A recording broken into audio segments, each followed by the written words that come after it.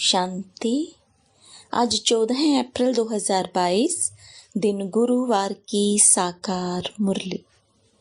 आइए अब सुनते हैं मीठे बाप दादा के मधुर महावाक्यों को।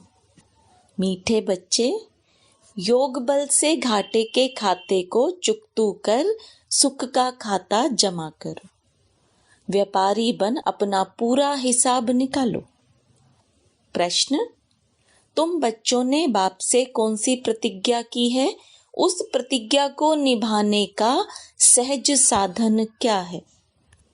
उत्तर: तुमने प्रतिज्ञा की है, मेरा तो एक शिव बाबा, दूसरा ना कोई। भक्ति में भी कहते थे, बाबा जब आप आएंगे तो हम और संग तोड़ एक आप संग जोड़ेंगे। अब बाबा कहते हैं, बच्चे देह सहित देह के सब संबंधों को बुद्धि से त्याग कर एक मुझे याद करो। इस पुराने शरीर से भी दिल हटा दो, परंतु इसमें मेहनत है। इस प्रतिज्ञा को निभाने के लिए सवेरे सवेरे उठ अपने आप से बातें करो व ख्याल करो। अब यह नाटक पूरा होता है। गीत: छोड़ भी दे आकाश सिंहासन। ओम शांति।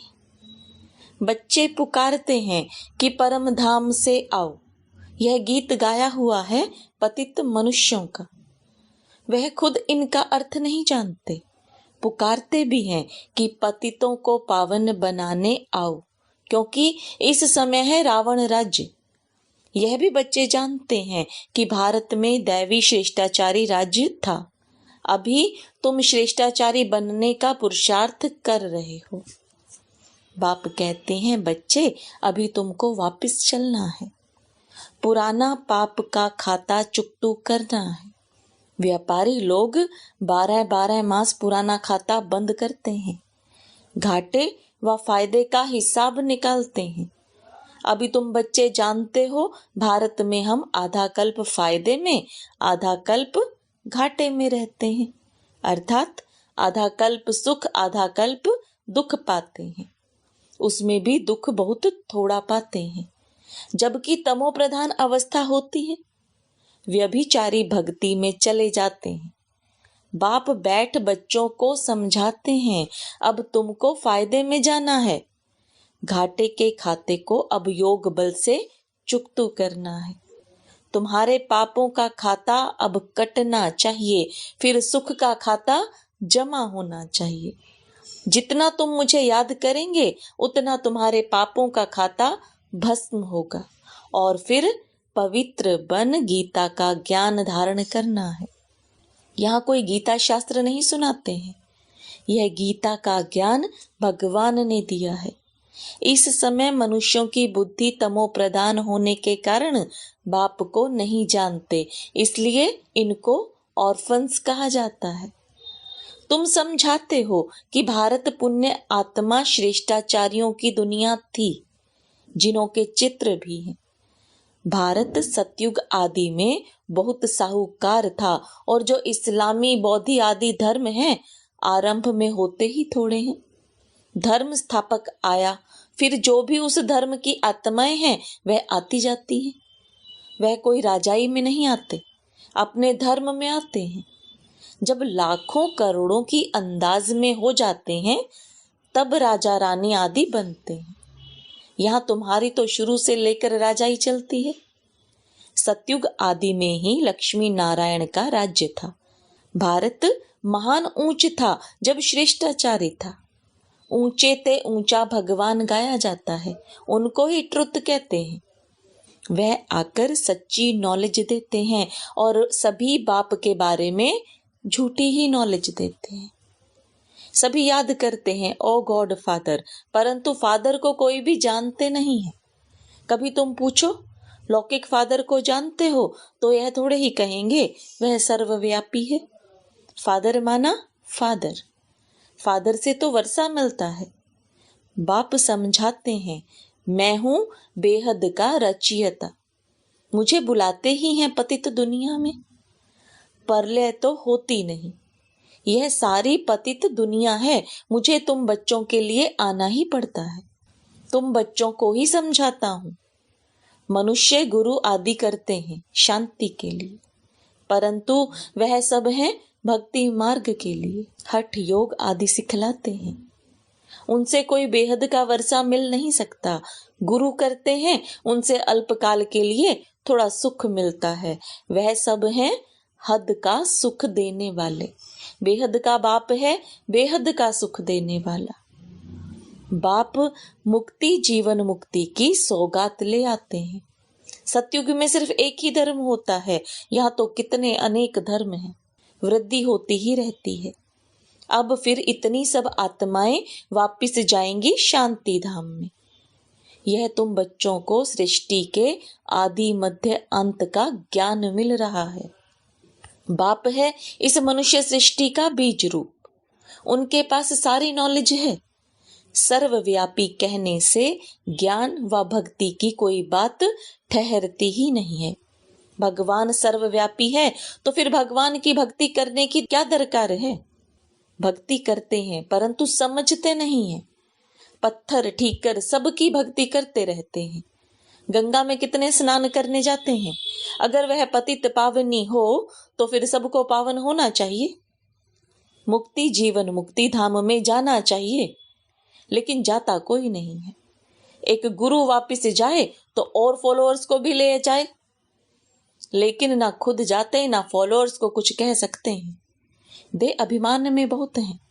ऐसे कोई भी नहीं कह सकेंगे कि हम निराकार परम पिता परमात्मा तुम बच्चों का बाप हूं, तुमको साथ ले जाने आया हूं। यह बाप को ही हक है। अब पुरानी दुनिया को छोड़ना है, इसलिए योग बल जरूर चाहिए। गफलत करने से पद नहीं पाएंगे। तुम बच्चे जानते हो बाबा हमको लायक बना रहे हैं। बच्चे जो नालायक बन जाते हैं वह देवाला मारते हैं। कल्प कल्प तुमको 100% सॉल्वेंट बनाता हूं, फिर रावण तुमको इंसॉल्वेंट बना देते हैं। समझते भी हैं, बात ठीक है। अब बरोबर कलयुग का अंत है, सतयुग आदि का संगम है। समझो मकान की आयु 100 वर्ष है। अगर 25 वर्ष बीत गए तो 1/4 पुराना हुआ। 50 वर्ष होंगे तो पुराना नाम रख देंगे। यह भी 4 भाग रखे जाते हैं, सतो रजो तमो। अब फिर यह पुरानी दुनिया से नई दुनिया होगी।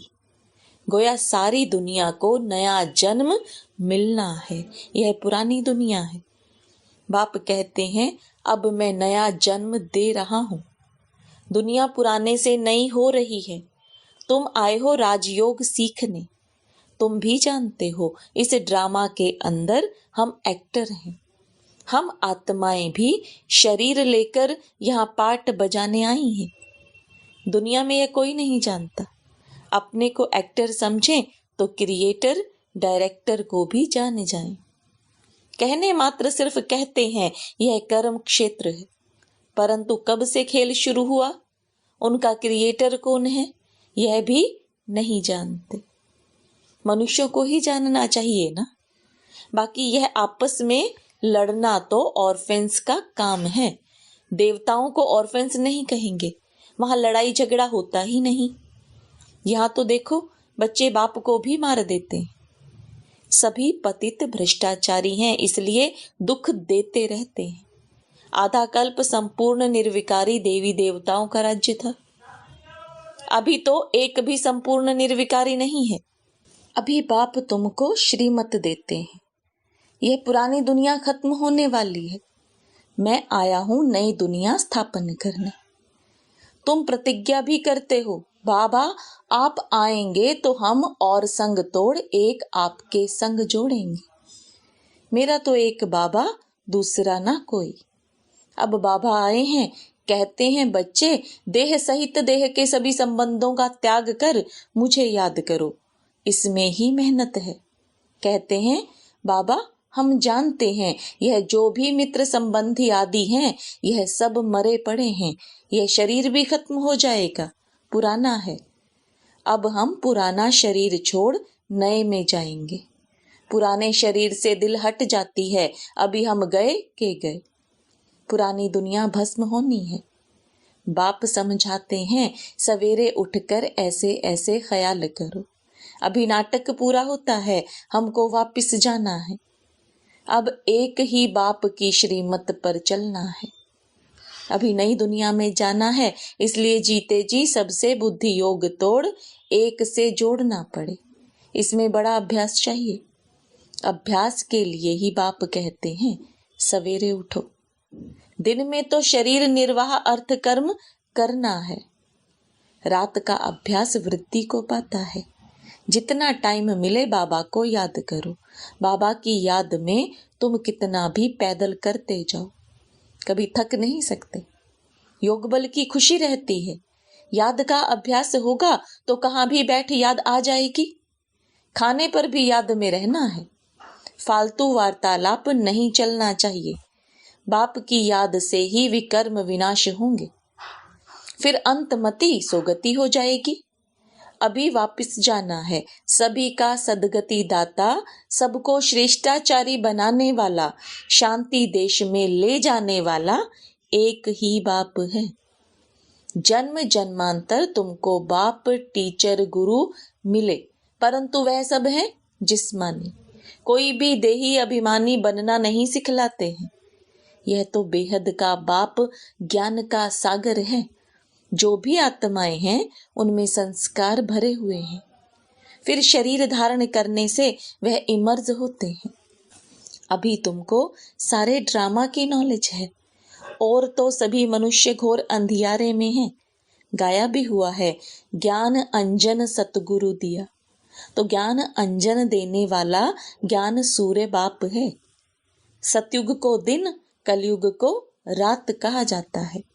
आत्माएं उस निराकारी बाप को याद करती हैं। बाप समझाते हैं, मैं तुम बच्चों को ब्रह्मा मुख द्वारा कल्प पहले मुआफिक सब भक्ति मार्ग के शास्त्रों का राज समझाता हूँ। यह सब भक्ति मार्ग की सामग्री है जो आधा कल्प से चलती आती है। मनुष्य तो कह देते यह परंपरा से चलते आए हैं। रावण को भी परंपरा से जलाते आए हैं। त्योहार जो मनाते हैं वह सब कहते हैं परंपरा से चल रहे हैं। परंपरा का अर्थ क्या है वह समझते नहीं। सतयुग की आयु लाखों वर्ष लिख दी है, तो मनुष्य घोर अंधियारे में है ना। भक्ति कब से शुरू हुई, पावन कब बने, कुछ भी जानते नहीं।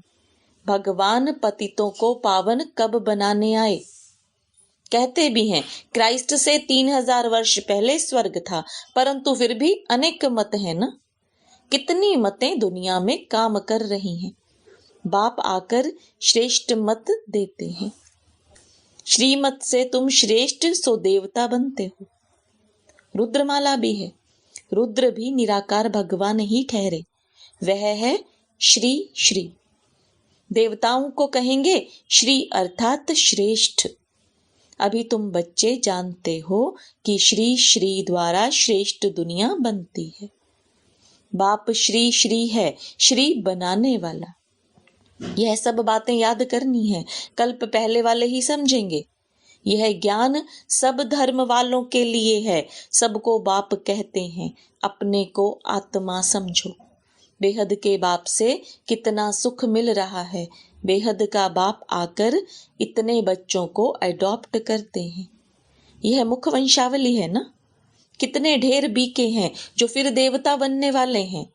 यह है ईश्वरीय कुल। दादा है निराकार, उनके बच्चे का नाम है प्रजापिता ब्रह्मा। इन द्वारा अडॉप्ट करते हैं। तुम ब्राह्मण हो, शिव बाबा की फैमिली, फिर वृद्धि होती है। अभी तुम्हारी नंबर 1 बिरादरी है। तुम सर्विस करते हो, सबका कल्याण करते हो। तुम्हारा जड़ यादगार मंदिर एक्यूरेट बना हुआ है। यहाँ तुम चैतन्य में बैठे हो। जानते हो हम फिर से स्थापना करते हैं। भक्ति में हमारे यादगार मंदिर बनेंगे। शिव बाबा ना होता तो तुम कहाँ होते। ब्रह्मा विष्णु शंकर कहाँ हैं। अभी शिव बाबा रचना रच रहे हैं ना। प्रजापिता ब्रह्मा का चित्र अलग होना चाहिए। त्रिमूर्ति ब्रह्मा कहते हैं, परंतु उनका तो कोई अर्थ ही नहीं। तुम जानते हो परम पिता परमात्मा ब्रह्मा द्वारा स्थापना करते हैं। करण करावन हार शिव बाबा है। यह सब बातें धारण करने की हैं। शिव बाबा खुद राजयोग सिखला रहे हैं, नॉलेज दे रहे हैं, तो वह धारण करनी चाहिए। इसमें प्योरिटी फर्स्ट है।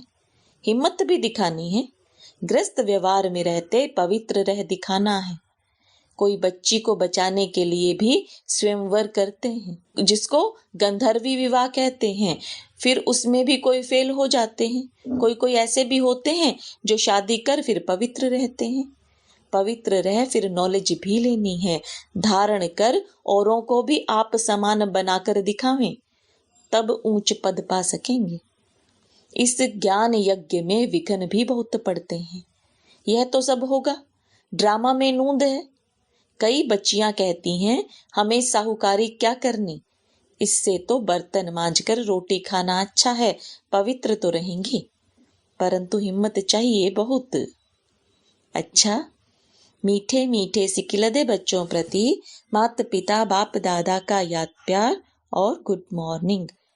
रूहानी बाप की रूहानी बच्चों को नमस्ते। रूहानी बच्चों की रूहानी बाप दादा को याद प्यार, गुड मॉर्निंग और नमस्ते। धारणा के लिए मुख्य सार। भोजन करते समय याद में रहना है। फालतू वार्तालाप नहीं करनी है। याद से पापों का खाता चुकतू करना है। दिन में शरीर निर्वाह अर्थ कर्म कर, रात को जाग अपने आप से बातें करनी है।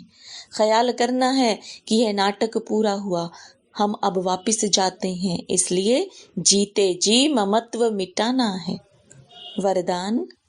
डबल नशे की स्थिति द्वारा सदा निर्विघ्न बनने और बनाने वाले विश्व परिवर्तक भव। मालिक सो बालक हैं। जब चाहो मालिकपन की स्थिति में स्थित हो जाओ और जब चाहो बालकपन की स्थिति में स्थित हो जाओ। यह डबल नशा सदा निर्विघ्न बनाने वाला है। ऐसी आत्माओं का टाइटल है विघ्न विनाशक। लेकिन सिर्फ अपने लिए विघ्न विनाशक नहीं, सारे विश्व के विघ्न विनाशक, विश्व परिवर्तक हो। जो स्वयं शक्तिशाली रहते हैं उनके सामने विघ्न स्वतः कमजोर बन जाता है। स्लोगन। अपने डबल लाइट स्वरूप में स्थित रहो तो सब बोझ समाप्त हो जाएंगे। ओम शांति।